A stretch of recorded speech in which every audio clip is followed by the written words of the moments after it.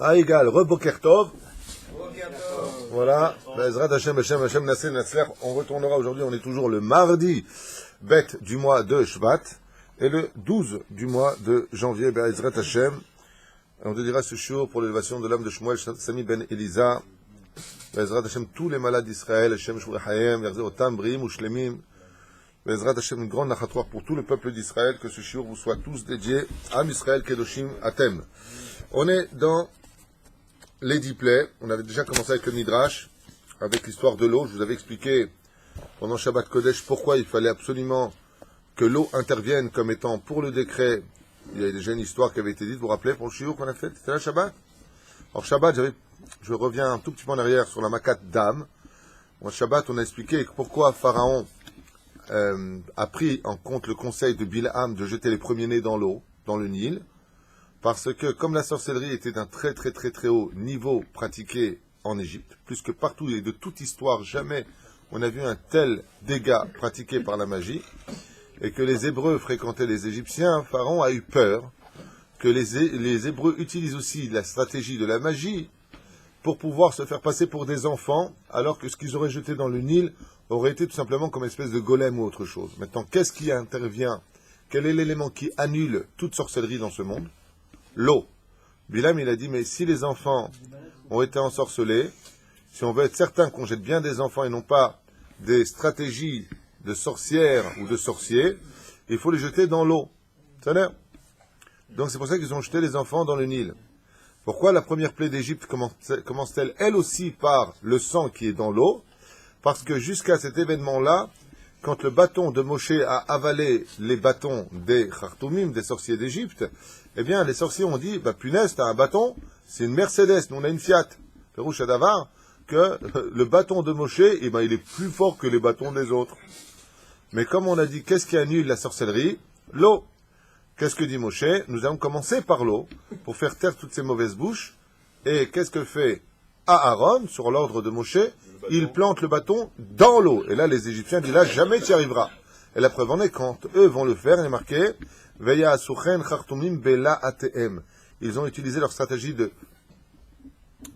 magie, mais les bâtons ne pouvaient pas rentrer dans l'eau, car les bâtons chez eux étaient mechouchafim, ils étaient ensorcelés.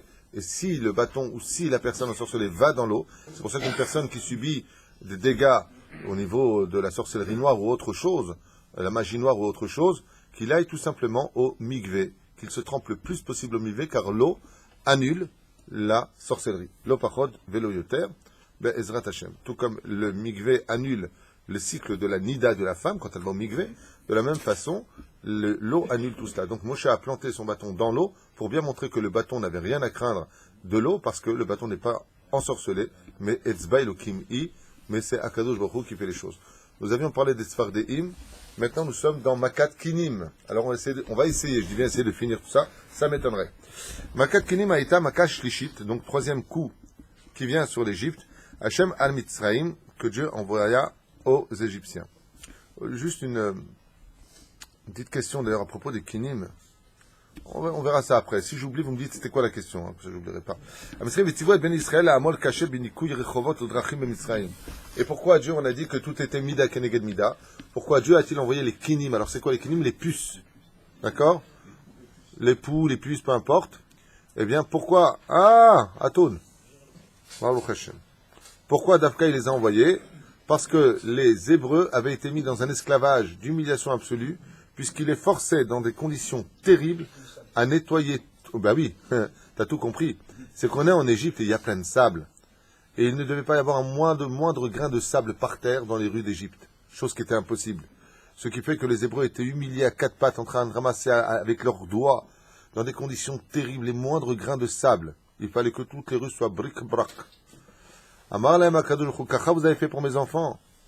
Le sol sera jonché de millions de poux, de milliards de poux, sur vous, sur vos animaux, sur la totale. Qu'est-ce qu'il a dit? Il a dit, prends la poussière de l'Égypte dans ta main. Donc Pierre, non Pierre c'est pour après, pardon. D'accord, prends la poussière de l'Égypte et jette-la. Et de là on sont venus quoi?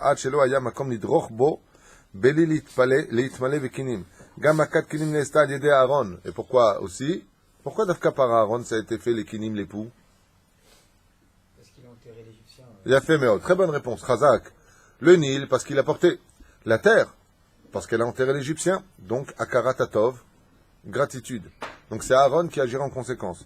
Qui Hashem amar la kot et afar, ares Moshe lo ratza le afar, qui fouille tova la kot afar, si ishtir et gufat abitzri, sharak, vetaman oto, lifne shebarach le Midian. Exactement. Arba asar minekinim baou al Mitzrayim. Combien d'espèces sont abattues sur l'Égypte? 14 espèces différentes de poux. Hayu benehem kilim gdolot. Il y avait les grands poux.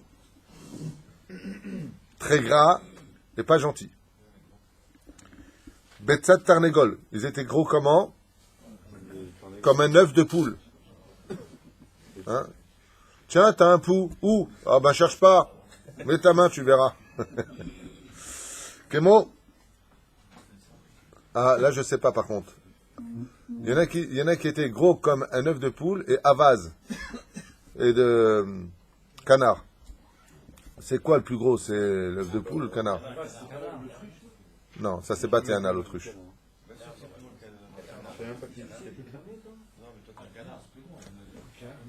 La poule, c'est pas mal déjà.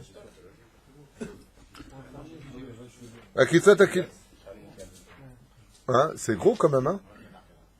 Je crois hein, qu'un œuf de canard, c'est peut-être plus gros qu'un œuf de poule. C'est sûr. Bon, lui, il confirme. Et donc, leur morsure était si forte que c'est comme si on rentrait une grosse aiguille dans la chair d'une personne. Et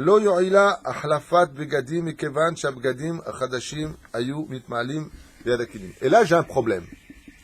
Bon, c'est pas dans le Midrash que je vous dis, mais Rashi, vous savez qu'à la 3e plaie d'Égypte, il y a une reconnaissance des magiciens égyptiens en disant, ça c'est le doigt de Dieu.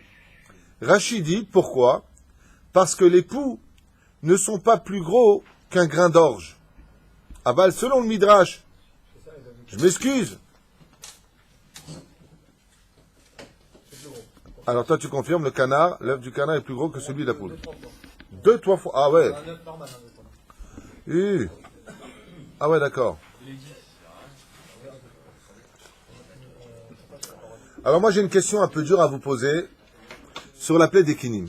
Comment on peut s'arranger avec Rashi qui dit que c'est parce que les poux ne sont pas plus gros que le grain d'orge et qu'on sait que les démons, quand ils sont convoqués pour faire ce qu'ils ont à faire, ne peuvent pas s'attaquer à quelque chose qui n'est pas plus gros qu'un grain d'orge. C'est ce que dit Rashi.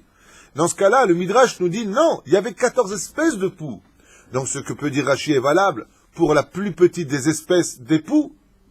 Mais qu'est-ce que tu fais d'un pou qui est gros comme une autre, comme un canard ou... Non, là ils sont venus gros, là, bien. Ils revenaient de chez Gabin, ils ont mangé ce cache-route tunisien. Ils sont bien là, 3000 calories. Alors, comment on pourrait comprendre une autre déa? Comme quoi c'est important d'étudier les midrashim? Vous voulez la réponse? Moi comme ça. Ouais. Pashut Meod. Il y a un autre midrash qui dit pourquoi ils ont dit Etzba Elokim Hi.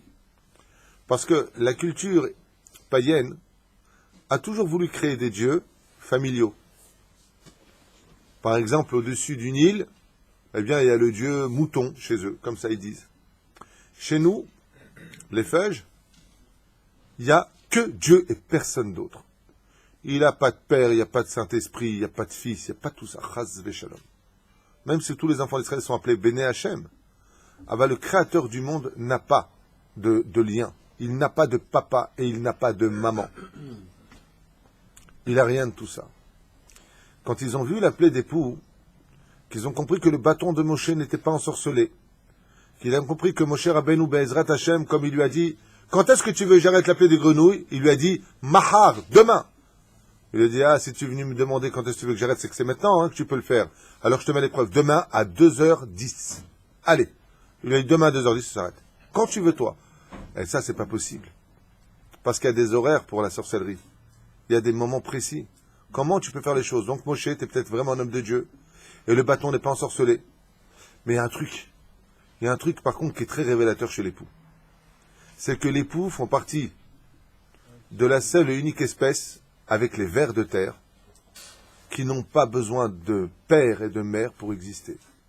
ils naissent du néant, de la saleté, de nulle part. Tout comme Dieu n'a pas de père et n'a pas de mère, et qu'il a créé tout ça. De la même façon, ils ont dit Etzba Elokim Hi. Rashi vient expliquer une des facettes. Il dit non, parce que les poux, ceux qui étaient petits, ils ont dit d'accord, si tu prends les gros poux là, alors ça c'est de la sorcellerie peut-être de Moshe, allez, on va remettre ça sur. Mais qu'est-ce que tu fais des petits qui accompagnent? Ça, les démons, ils peuvent pas avoir de shlita. Donc si tu viens l'ifsol, comment tu dis? Tu viens l'ifsol? Non. Possel. Non, non, non, non. Si tu viens, c'est tellement plus clair en hébreu. Dire que ça c'est pas possible, alors le reste aussi c'est pas possible. Affirme. Non.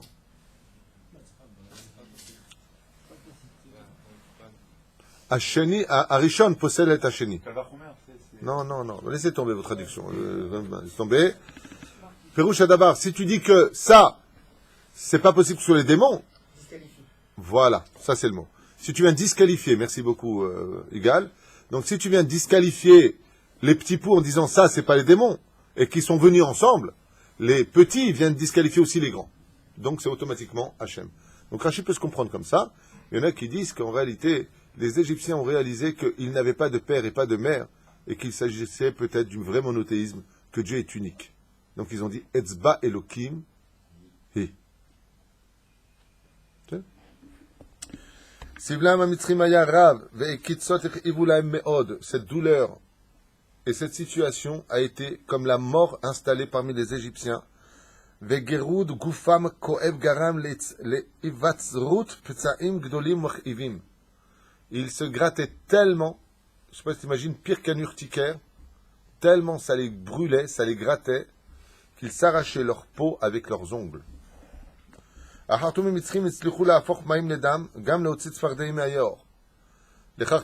ils ont été regardés par Pharaon, les sorciers d'Égypte, et on dit alors, bon, le sang, vous avez réussi. Les grenouilles, vous avez réussi. La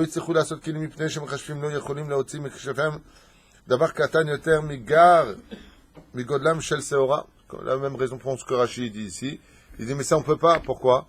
Quand ils ont donné aux démons l'ordre de faire eux aussi des kénim, pour faire croire qu'à Kol Beseder, ils ont dit, là, c'est pas possible.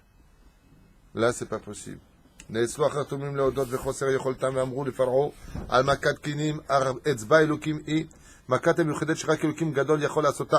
c'est certain que c'est quelque chose de spirituel. Et c'est là où j'interviens. Les Khartoumim, les potes de Pharaon, ont dit, ça c'est Dieu. Comment se fait-il, s'il vous plaît, que Pharaon ait endurci tout seul son propre cœur? Si tout est conseillé, vous voyez bien que chaque chose, il appelait ses conseillers.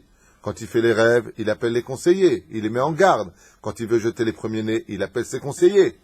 Les conseillers lui donnent des conseils, et s'il les fait pas, ils l'ont même mis en prison, vous vous rappelez? Donc c'est quand même les dirigeants.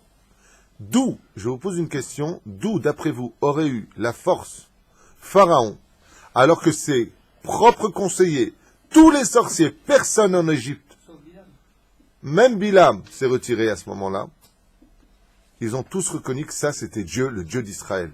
Et lui, il dit l'air. Quelqu'un pourrait-il me dire d'où est-ce qu'il a sorti une telle force? Sur quoi, sur quelle réflexion Pharaon s'est-il recueilli en disant c'est bon, moi j'ai une réponse? Hein? Non, ça c'est après la 5e Makat, Sadik. Jusqu'à 5 plaies, il a le libre arbitre de lui-même. Après la 5e plaie, Dieu va endurcir son cœur pour l'élever à un autre degré, sujet qu'on a déjà expliqué, qu'on réexpliquera. Alors, Igalouche?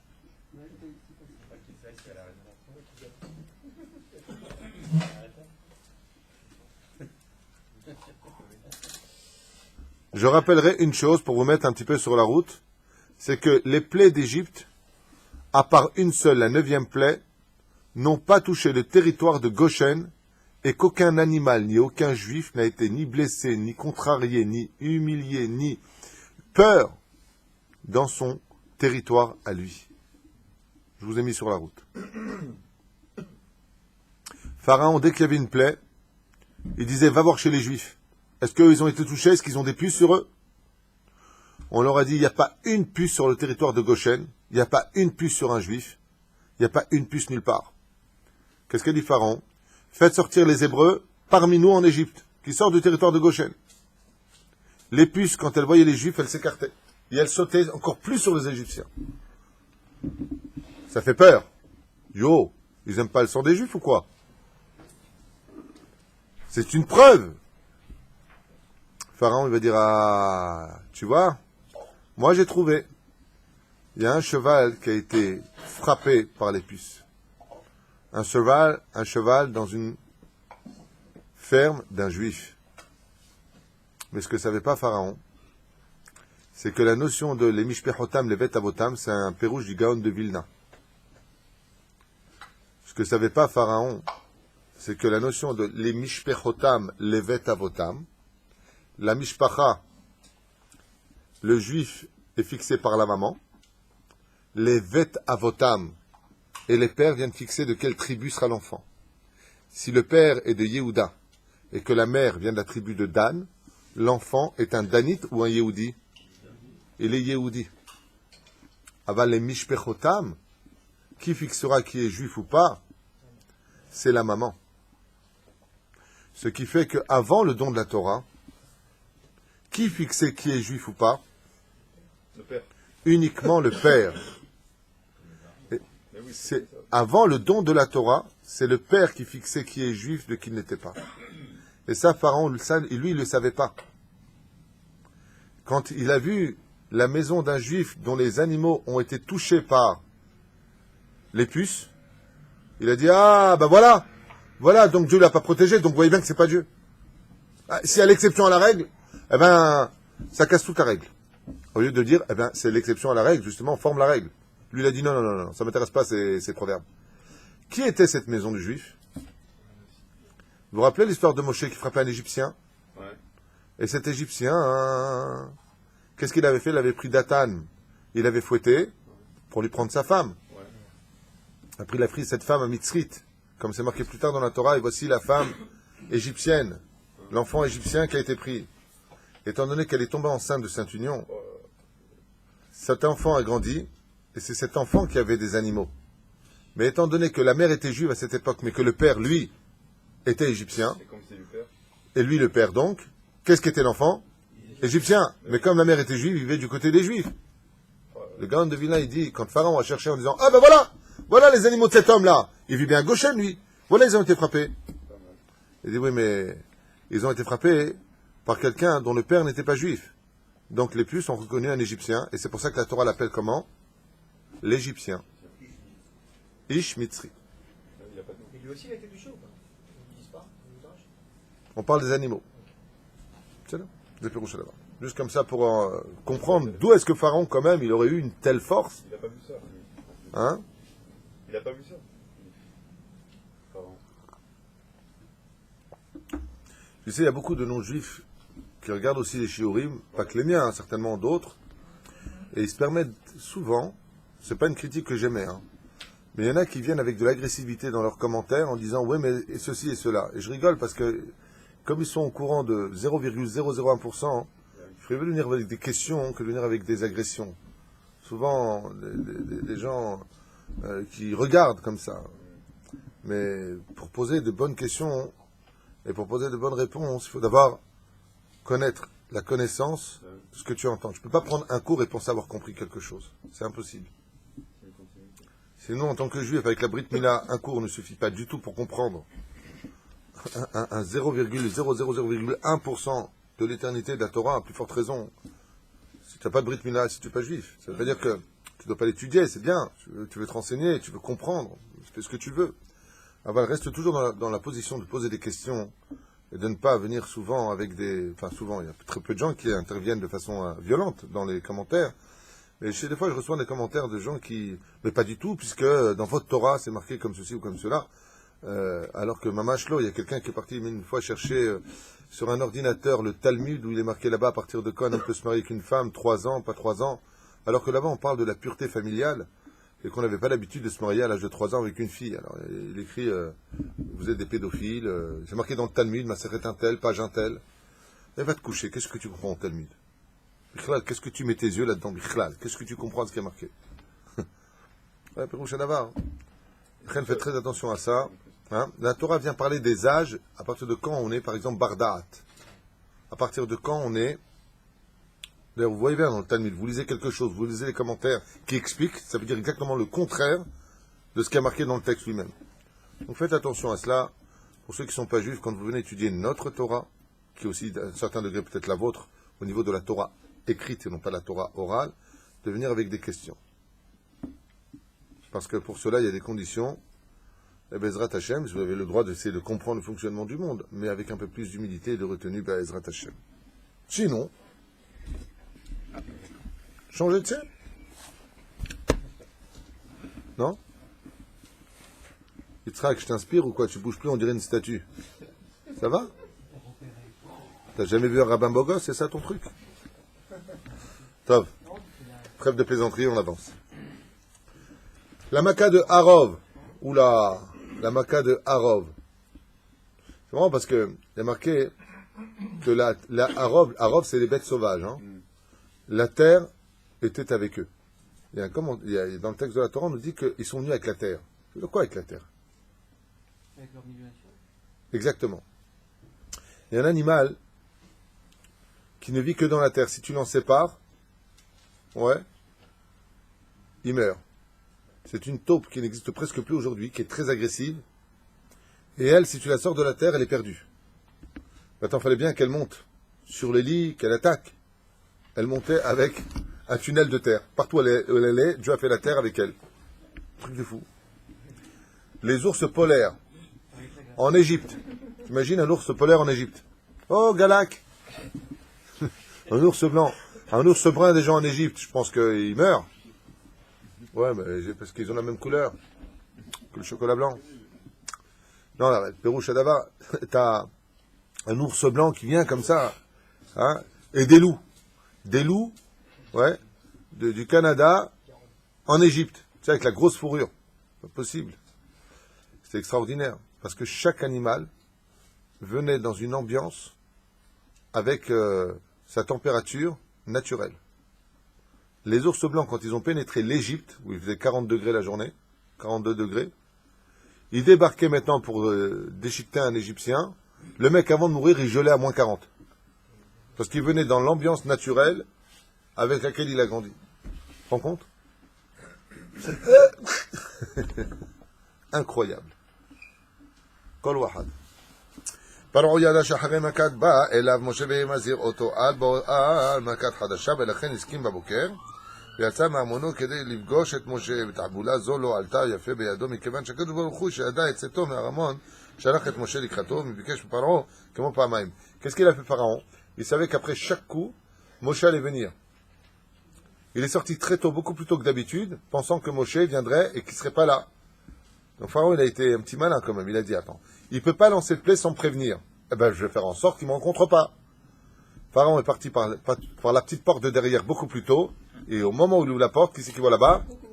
Coucou. Bonjour Pharaon. Chez Shmat, ça va chez Ameiteno. Pharaon lui a dit, il dit, nous on dort pas, on étudie la Torah la nuit. Alors, on se sauve? Non, tout. Sauve pas. יצאנו מישראל כמו תמיד, כך היה בפעם סרט פרעה והתבשר על מכה רביעית.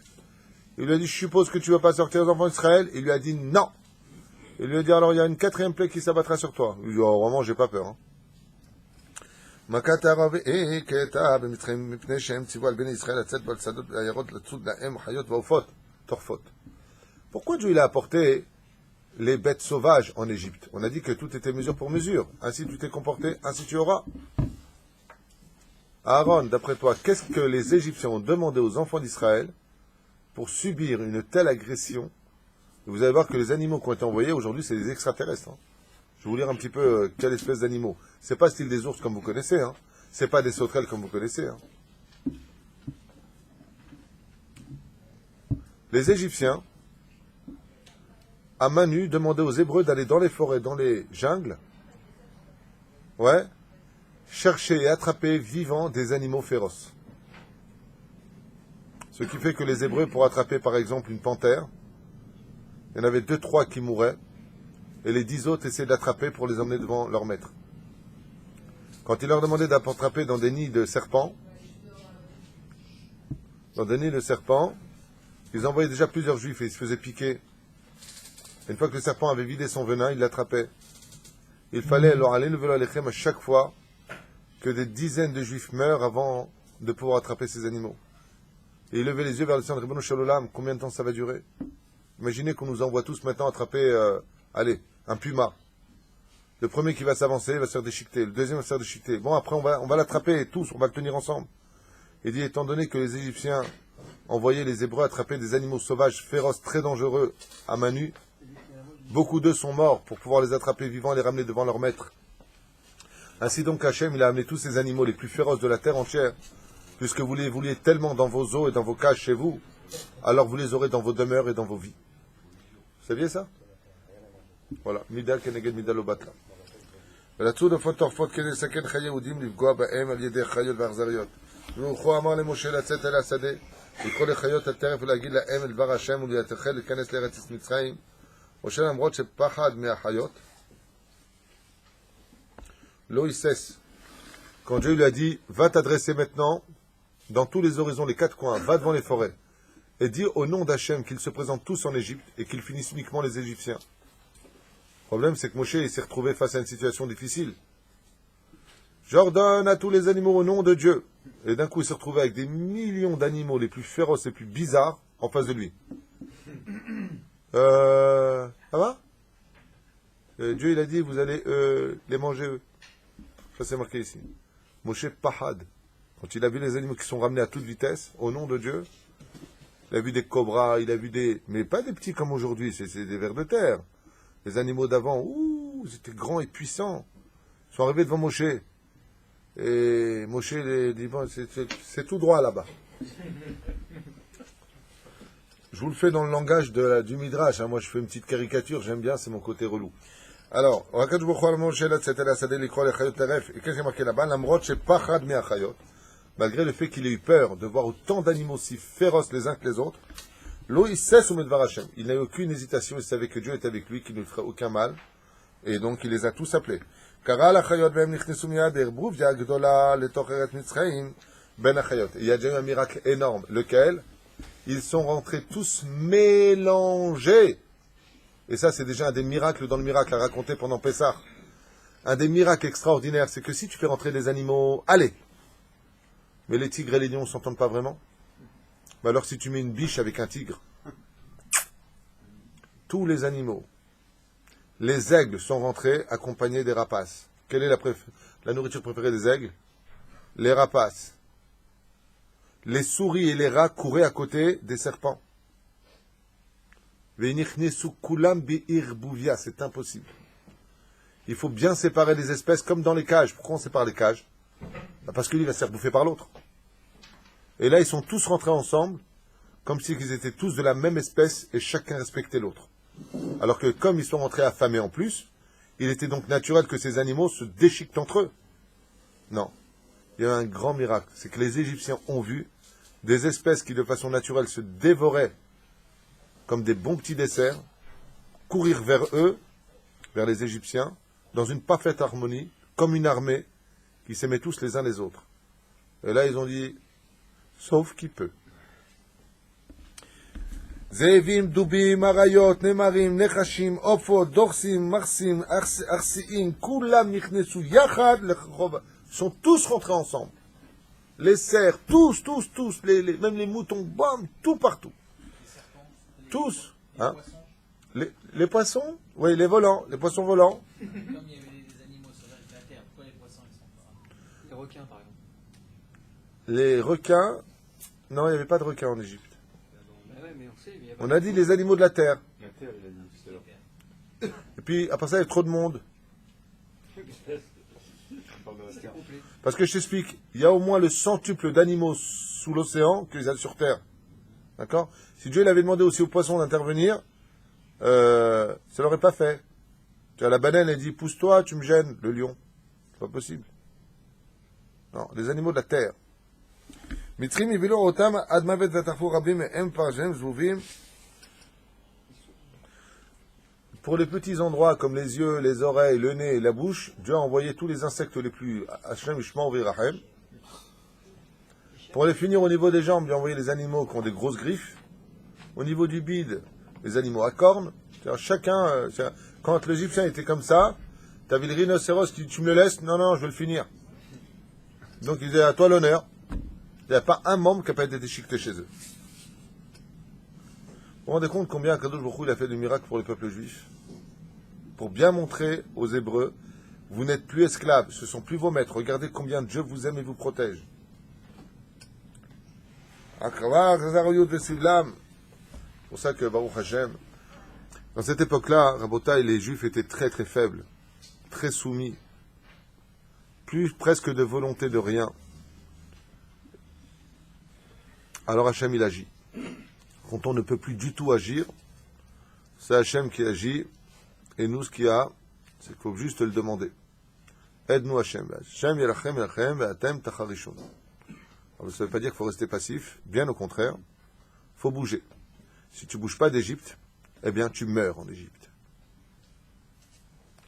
L'Ishtadlout est toujours obligatoire, même dans l'époque la plus faible de l'histoire juive. המצרים היה גדול ונורא. ברחו המצרים מבעלה לתוך הבתים וסגרו אותם, המנעו לבריח והאח בבית נספצו.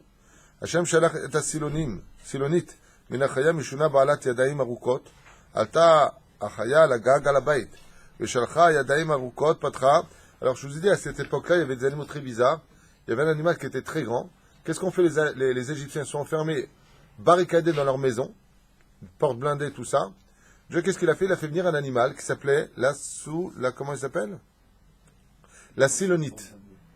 Pourquoi on appelait la Silonite comme un Silone? C'était des animaux qui étaient très grands, dont les bras étaient très très très longs. Très longs et très puissants. Il a fait venir cet animal, et qu'est-ce qu'il faisait cet animal? Il arrachait les toits des Égyptiens. Et c'est par les toits qu'ils rentraient tous. Vous savez pas ça, hein?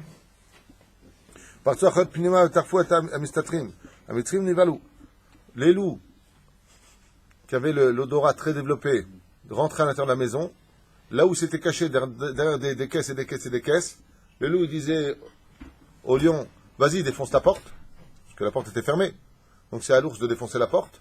S'il n'y arrivait pas, ils appelaient l'éléphant. Donc l'ours il disait, écoute, c'est trop dur, c'est trop blindé, vas-y à toi Mougli là. Pas qu'il défonçait la porte. Après le serpent il disait au scorpion, après vous cher ami. Ouais, non. Après vous, bon on y va ensemble. Et l'autre il était comme ça.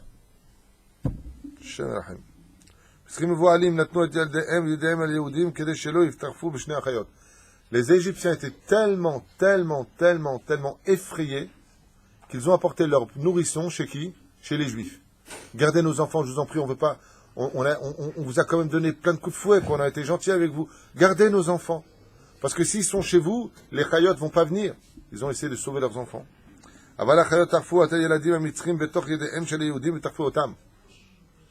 alors que les mamans hébraïques et juives tenaient les enfants des Égyptiens, parce qu'elles avaient un cœur rempli de miséricorde, les aigles venaient, ils leur arrachaient des mains, les lions, ils leur arrachaient des mains, sans toucher aux juifs.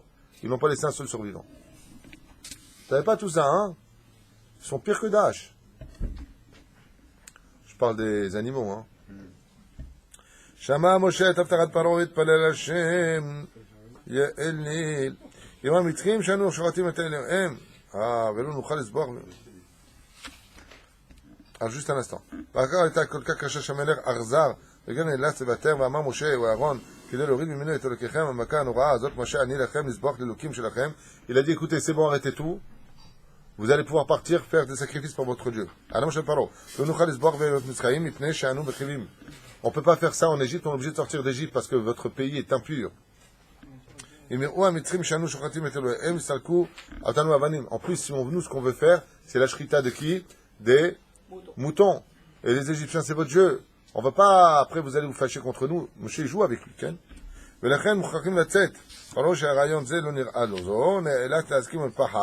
Il a dit qu'il acceptait parce qu'il avait très très peur, il voulait que ça finisse. Ok. Sortez d'Égypte, mais restez au niveau visuel, qu'on puisse voir où vous êtes. שמע משה את הבטחת פרעה להתפלל להשם וביקש שיעצר את מכת הערוב מפני פרעה, ושמע השם תפילתו נאלץ ונאלץ. מכת הערוב שהייתה היא רבוביה גדולה של חיות, באה כדי להראות לפרעה שרצה לערבב את עם ישראל המצרים. Ah, il dit ici, pourquoi Dieu il a fait rentrer, mélanger les animaux? Parce qu'il a voulu assimiler les Hébreux à la culture juive. Donc il les a mélangés ensemble. Chez lui, Zéhout, afin qu'il n'ait plus de Zéhout de nationalité juive, il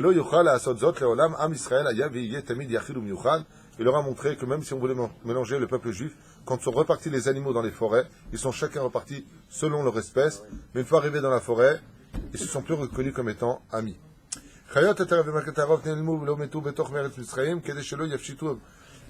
Et pourquoi il a pas laissé les animaux morts sur place, en souvenir? Il a dit, malin, ils vont les manger, ils vont prendre leur fourrure, ils vont prendre leur peau, ils vont faire des sacs, ils vont faire... Shum davar. Et Torah mais aléem ve'ayou afin qu'ils ne profitent de rien. Afilu mispar chayot shaotam yitzluchu le'mitzrayim la arog bizman hamaka ne'ilmu lefeta. Même les animaux qui avaient été réussi à être tués par les Égyptiens, ils avaient des lances, ils avaient des glaives, ils en ont tué. Même ces animaux-là, le lion par exemple, avant de partir, il prenait un animal sur son dos, il partait avec. Il ne faut pas qu'il reste un seul animal en Égypte pour pas qu'il profite de quoi que ce soit, ou qu'il dise, t'as vu, on a quand même tué, regarde. On s'est bien battu, regarde, on les a tués. Rien, aucune preuve. Rien. Tu vois, on a quand même réussi.